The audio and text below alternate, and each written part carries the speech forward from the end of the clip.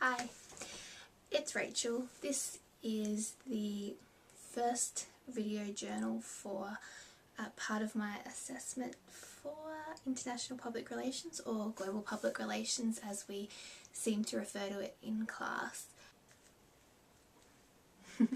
Video journal 1. Hopefully this will make up my personal reflection when I edit it all together once we get through the 12 weeks of class, but I thought it'd be good to start now. I'm hoping that these journals will show my reflections and what I've taken away from each class as we go along each week. I may also do some video journals maybe after I've worked on my assignment, or just at random times if I have seen something or read something that relates to public relations and I feel that my thoughts and feelings might be relevant, or that I want to share with you. There was a few things that I took away from the class. The first sort of subject that we were talking about was culture, and I thought the discussion that we had was really quite interesting about what is culture. Culture does exist. I think that the way we use the word and how prominent it is in society means that it couldn't exist, but maybe the definition of culture definitely varies from person to person, and I feel that there is a separation between people and culture, and that culture and the way certain cultures are defined definitely exist, but there may not be one specific person that takes on those particular values and norms and customs, and everything from the way that they dress or the way that they interact with their family. Some things may be similar and some things may not be similar. Also, the fact that there's so many different subcultures that exist, it is easy to almost think that, okay, maybe culture as it's typically defined doesn't exist, which then leads to what we talked about with intercultural communications or cross-cultural communications or global communications, is that maybe that's really no different to just interpersonal communications and just talking between different people and communicating between different publics, because obviously each public, there'll be a right and a wrong way to talk to them, or there'll be a way that works better, I guess would be a better way of saying it, of a way that would be better to communicate with them and create relationships with them. And that's going to be the same whether you're talking to someone within the same country or on the other side of the world.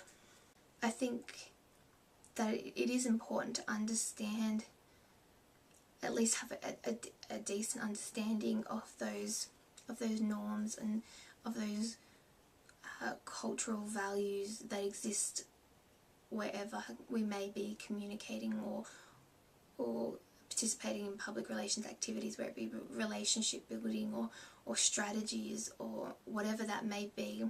Because even though there may not be one specific person or a group of people that fit exactly perfectly those cultural values or cultural norms that fit at least in that particular culture, there definitely will be people who fit generally in those areas. And I think it's definitely important to understand that there are differences between people. The way one person says something will obviously be different to the way another person says something and means something, or because of the differences between people, between countries, between cultures, between subcultures. It's necessary to understand those differences in order to communicate effectively and to build effective relationships. Because the way one person may take meaning from something will be different from the way another person may take meaning from that same thing. Also, in terms of the four models of public relations, while normative theory may suggest that two-way symmetrical public relations is where we should aim, where we should head for, I do believe that in the end, each situation there is going to be a different best practice. There's going to be times when a particular public relations model may be more appropriate. If you're in a country, maybe a remote country or somewhere where maybe education isn't as freely available and you need to educate people on AIDS awareness or safe sexual practices or something like that, then the public information model may work best, may be the best way to communicate with them. And I think from what I can see that, or my current perception of international public relations, being that we've only just started, I think that we need to have an understanding of each of the public relations models, and then also an understanding of who we're communicating with, and make sure that we use all of that knowledge when practicing international public relations. Develop communication strategies and relationship building strategies that will work best in that situation, not trying to have a blanket approach. Thinking about sort of what else, my general thoughts so far. I guess coming into this subject, I don't have I haven't travelled a lot. I don't have a sort of a background in which I have been able to, I guess, participate in different cultures or view them firsthand. Like I said in class, I've been to Fiji. That's about as far as I've travelled. In my family, we just haven't had the opportunity yet.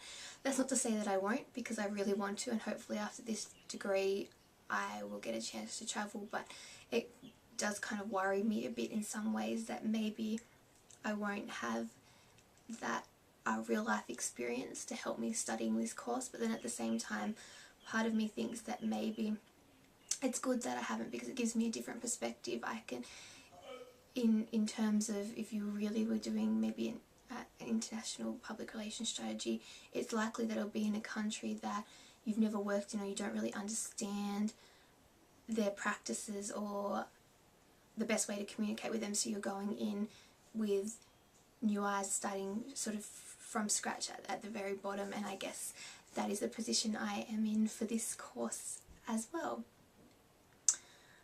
I don't know if I've really, what else I'm sort of, if I have anything else to say for this particular journal vlog. Hopefully as I go along in the course I'll have some more thoughtful insights.